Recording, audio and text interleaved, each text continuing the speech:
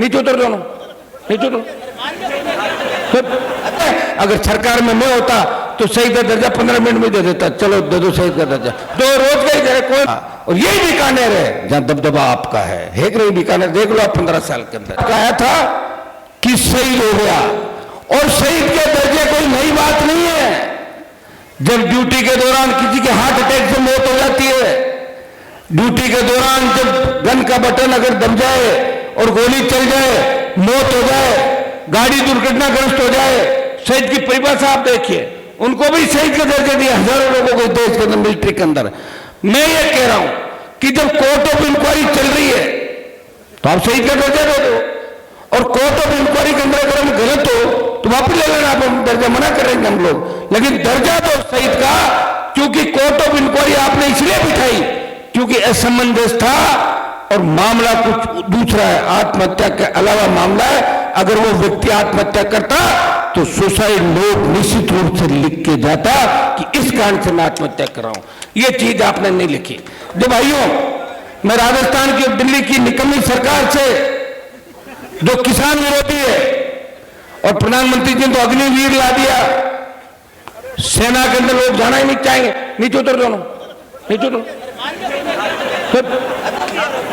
सेना के जब अग्निवीर लेके आए तो लोगों ने सेना में जाना ही छोड़ दिया। लोग कह रहे किसे जाए सेना के अंदर? सैनिक का जब अब अग्निवीर जब कोई शहीद हो जाता है तो उसकी बॉडी एम्बुलेंस के अंदर आती है और घर पे छोड़ के चले जाते हैं एम्बुलेंस वाले। पता नहीं चलता क्या हुआ क्या नहीं। पंजाब के अंदर 2 घटनाएं हुई जिसको लोकसभा का नाम ने इस बार पुरजोर तरीके से उठाया था। अग्निवीर के खिलाफ अगर देश में सबसे बड़ी रैली करी तो जोधपुर के अंदर आप सबके सहयोग से 2 लाख जवानों की रैली करके संदेश दिया कि अग्निवीर को बंद करो और पूर्व की भांति सेनापति रैलियां करो। इस तरह की घटनाएं जो हो रही है, ये अग्निवीर आने के बाद ही सेना के अंदर भी लोग डिप्रेशन के शिकार होने लगे, सेना की नौकरियां छोड़ छोड़ कर आने लगे, कोई भविष्य ही नहीं है, न कोई पेंशन है, न कोई शहीद का दर्जा है, तो फिर क्यों देश के लिए कोई लड़ाएगा? बताओ मुझे। और आप जो मांग कर रहे हो वो 1000% जायज मांग है। हम शहीद का दर्जा ही तो मांग रहे हैं। कोर्ट ऑफ इंक्वायरी चल रही है, आपके यहाँ मिलिट्री के अफसर भी आए हैं। 3-4 दिन के अंदर तो अगर बीकानेर का प्रशासन समझदार होता और राजस्थान के अंदर अगर हमारे नेताओं में दम होता, अगर हमारी कौम के नेताओं का खून पानी नहीं होता तो अभी तक हजारों नौजवानों को इस तरह बीकानेर के अंदर धरने पर नहीं बैठना पड़ता। ये शहीद का दर्जा कोई बड़ा काम नहीं है। अगर सरकार में मैं होता तो शहीद का दर्जा 15 मिनट में दे देता, चलो दे दो शहीद का दर्जा, 2 रोज का ही दे। कौन सी नई बात है बताओ मुझे? अब कौन सा शहीद का दर्जा और कौन सा नहीं दर्जा, ये तो अब जब इतिहास उठा के देखेंगे तो पता नहीं क्या लिख दिया और क्या नहीं लिख दिया। भाइयों, लोकतंत्र में 2 ही लोगों की चलती है, कलम की ताकत हो अपने लोगों का भला कर दो, जनता की ताकत हो सरकार को झुका दो। कलम की ताकत हमारे पास नहीं है। मोदी जी ने तो एक चीज तय कर रखी है कि हर समाज के अंदर मंत्री बनाओ, लेकिन हर समाज का बेवकूफ व्यक्ति ढूंढो, उस बेवकूफ को बिठाओ। ये समाज से इस समाज बेवकूफों की टोली को लेकर समाजों में कह दो तुम्हारे समाज के हमने आदमियों को बना दिया है, आप इनके पीछे जाओ। अरे उनको तो अपने घर वाले नहीं मानते, समाज कैसे मानेगा बताओ मुझे? तो ये हालात देश के अंदर, यही प्रदेश के अंदर है। आपके जिस समाज से हम आते हैं, आपके मंत्री 3-4 है, उनका देख लो आप बायोडेटा क्या है क्या नहीं, किधर बताते इधर है, चले इधर जाते हैं, लाते इधर है, उधर बैठ जाते हैं। तो भाई उनसे कोई उम्मीद मत करो आप लोग। अब आप ये तय कर लो कि 4 साल आपको राजस्थान की सड़कों पर लड़ना है, लड़के अपनी ताकत दिखानी है। मैं मीडिया के भाइयों को भी कहना चाहूंगा, इनको तो पाबंद कर दिया था शिव लाइन के अंदर जाने से ही पहले कि शिव लाइन में कैमरा लेकर नहीं जा सकते, तो और इमरजेंसी क्या थी? अघोषित इमरजेंसी कि लोकतंत्र के अंदर अगर मीडिया नहीं पहुंचे, ऐसा कौन सा सर्च ऑपरेशन कर रहे हो आप शिव लाइन के अंदर कि मीडिया नहीं जाएगी? ऐसी कौन सी मीटिंग चल रही है? हाँ, मिलिट्री के अंदर या कोई दूसरी बात हो, कोई गोपनीय चीज हो, उसमें तो आप कर दो, लेकिन इनको बहुत सी जगह हम देखते हैं। तो इनकी भी हम इस बात का धन्यवाद देंगे। हो सकता है कि किसी अखबार के अंदर कोई बात नहीं छपी तो आज वो सही ढंग से करके छाप देंगे, ये भी अपने ही है। और अपने बिना इनको कौन पढ़ेगा और इनके बिना फिर अपन क्या पढ़ेंगे? ये आपका गुस्सा प्रधान जी का था, वो जायज था, क्योंकि जिनसे हम प्यार करते हैं, जो हमारी ताकत है, लोकतंत्र में जो चौथा स्तंभ है लोकतंत्र का, वही जनता की आवाज बनकर जनता के बीच आता है। अब तो हमें सोशल मीडिया मिल गया तो बहुत बड़ी ताकत है। अगर सोशल मीडिया नहीं होता तो नेता पहले की भांति विधानसभा और लोकसभा में 5-5 घंटे नींद निकाल देते, अंदर रिकॉर्डिंग नहीं होती थी मेरे भाई।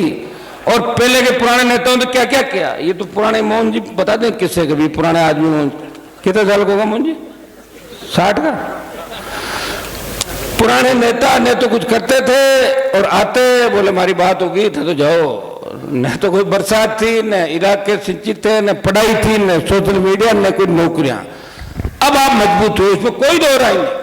यही बीकानेर था जहां दबदबा किसी और का हुआ करता था, और यही बीकानेर है जहां दबदबा आपका है कि नहीं? बीकानेर देख लो आप 15 साल के अंदर।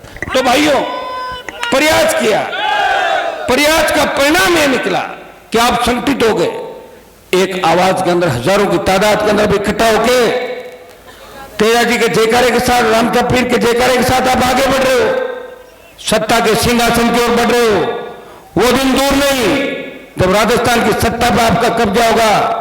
कई लोग हमें कहते हैं कि आप तो सत्ता में आ ही नहीं सकते, और आपके लोग तो सत्ता में आने से पहले ही भाग जाते हैं। तो मैं उनको कहना चाहता हूं, हमारे लोग जब सत्ता में आए नहीं तो सत्ता का आनंद क्या होता है उनको बेचारों को सिखाया किसने है। जब सत्ता के अंदर आ जाएंगे और जब आनंद ले लेंगे फिर सत्ता छोड़ेंगे नहीं, फिर सत्ता के ऊपर कब्जा कर लेंगे और सत्ता पे चिपक के बैठ जाएंगे। अभी तो आए नहीं ना, अभी तो हम भोले हैं, कोई भी यूज कर लेता है, कोई भी कंधे बंदूक रखे। जैसे हमारे मंगलाराम जी और कॉमरेड साहब आप बैठे हैं, अगर उस समय एक जगह बैठते तो एमएलए बन जाते। एक वैसे नहीं कह रहा हूं मैं, सुनो वैसे, अरे रुको यार, मैं वैसे ही कह रहा हूं, मुझे एकदम से रुको यार, पीड़ा है मेरी। 1 लाख वोट हमारे 60,000 एसी के तो है ही नहीं, दूसरा आगे 2.25 लाख वोट बन जाते, लेकिन अपन रुकते नहीं।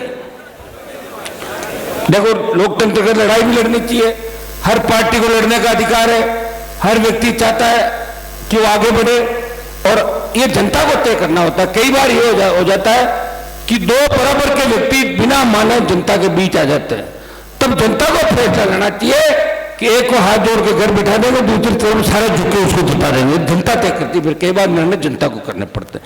वो नहीं, धीरे धीरे आप लोग आगे बढ़ रहे हो, मजबूती के साथ आगे बढ़ रहे हो, इसमें कोई दोहरा ही नहीं।